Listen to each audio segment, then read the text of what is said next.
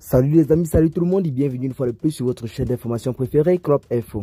Aujourd'hui, on se capte pour une nouvelle note d'information du côté de l'Afrique de l'Ouest, plus précisément du côté du Burkina Faso, pour vous présenter ces révélations de l'investigateur Chris Yapi qui nous fait comprendre en ce jour qu'un vaste plan de déstabilisation serait en cours en ce moment contre le Burkina Faso et tout ceci perpétré par la Côte d'Ivoire.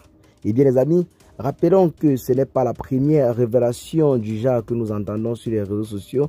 Le président du Burkina Faso, lui-même le capitaine Ibrahim Traoré, dans un discours avait clairement affirmé cela, faisant clairement comprendre à l'opinion nationale et internationale que la Côte d'Ivoire serait en train de vouloir déstabiliser la sous-région, notamment les pays de l'AES. En plus de ceci, nous avons Chris Yapi qui en ce jour vient de nous faire de très grosses révélations concernant cette affaire. Sans plus trop tarder, nous allons lire les affirmations de Chris Yapi sur sa page YouTube. Il affirme clairement que je cite: opération de déstabilisation très imminente d'Alassane Ouattara contre le régime du capitaine Ibrahim Traoré. Que tous les abonnés qui peuvent relayer cette information auprès des autorités burkinabées.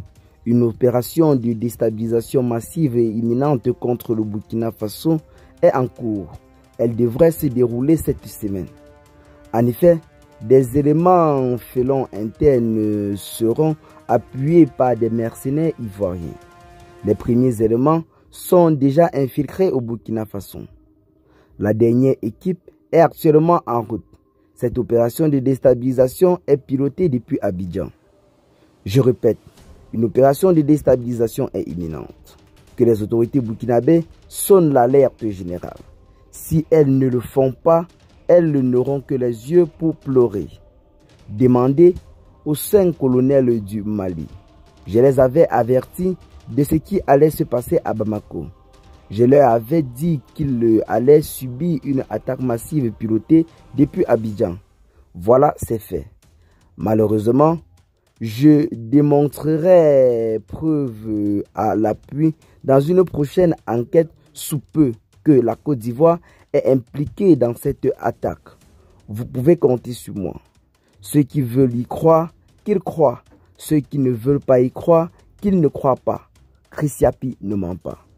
Peut-on lire clairement sur la page YouTube de Chris Yapi. Donc pour ceux qui veulent vérifier l'information, vous pouvez vous rendre directement sur sa page YouTube où vous devez avoir toutes les révélations de Chris Yapi qui nous fait savoir que en ce moment, un vaste plan de déstabilisation serait en cours pour en quelque sorte mettre fin au régime du capitaine Ibrahim Traoré. Pour ceux qui ne connaissent pas Chris Yapi, il s'agit d'un des plus grands investigateurs ivoiriens qui est connu pour son combat acharné contre le gouvernement du président Alassane Dramane Ouattara.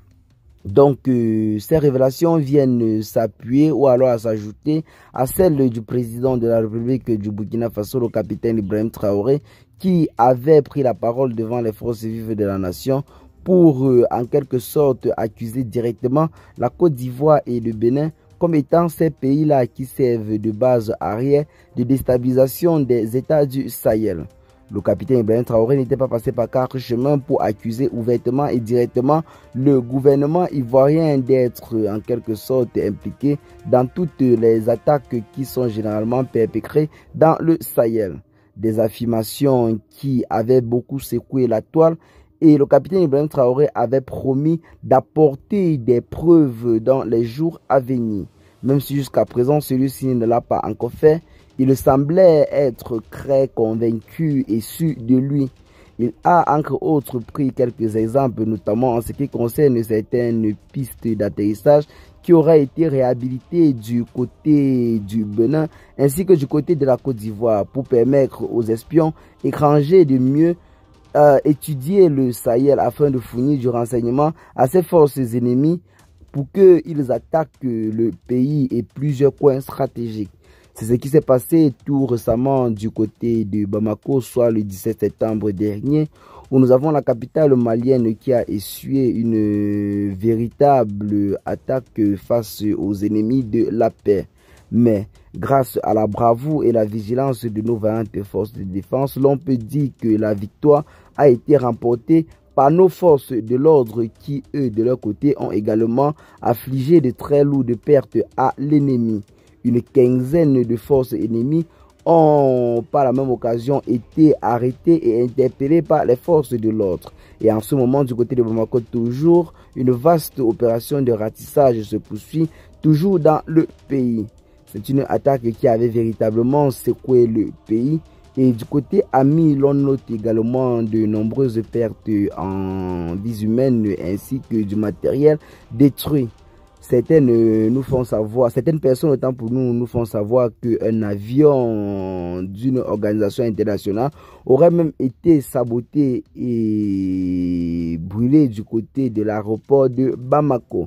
Mais en ce moment où nous vous présentons cette information, la situation est véritablement sous contrôle et nos forces de l'ordre sont en train de ratisser tout le territoire national afin de mettre définitivement hors d'état de nuit ces ennemis de la paix. Pour le capitaine Ibrahim Traoré, ces nombreuses attaques perpétrées ces derniers temps par ses ennemis n'est qu'un dernier souffle pour lui. Quand une personne est déjà à bout de souffle, il se bat de toutes ses forces. Donc, restez juste connectés car pour ces informations, nous y reviendrons. En ce moment, du côté de Bamako, la paix et le calme est de retour. Et en ce jour même, nous célébrons la fête de l'indépendance dans la capitale malienne. Donc, pour ceux qui sont en ce moment connectés devant leur petit écran, ils verront certainement le défilé militaire. Donc, c'est là, en quelque sorte, une journée, une fois de plus, très historique dans le pays. Donc, le Mali célèbre en ce jour sa fête de l'indépendance, en ce jour du 22 septembre 2024. Donc, nous allons profiter par cette vidéo pour, en quelque sorte, féliciter nos vaillantes forces de défense et leur donner tous nos encouragements. Nous réitérons le fait que nous sommes alignés derrière eux et ceux-ci peuvent compter sur nous, notamment en ce qui concerne le soutien sur tous les plans. La patrie ou la mort, nous vaincrons. Je suis convaincu que cette bataille finira par être remportée par notre camp, donc le camp ami, le camp de nos vaillantes forces de défense ainsi que de nos gouvernements installés au sein de l'AES en ce moment. Donc, un big up au capitaine Ibrahim Traoré, au colonel Assimi Goïta et au général Tchani pour tout le combat enclenché depuis la prise de pouvoir contre ses ennemis de la paix. Qu'est-ce que vous en pensez pour ce qui est de cette petite note d'information? Partagez massivement la vidéo à vos amis si vous l'avez notamment trouvée intéressante. Abonnez-vous à la chaîne si ce n'est pas encore fait et à très bientôt les gars pour de nouvelles notes d'information. Ciao.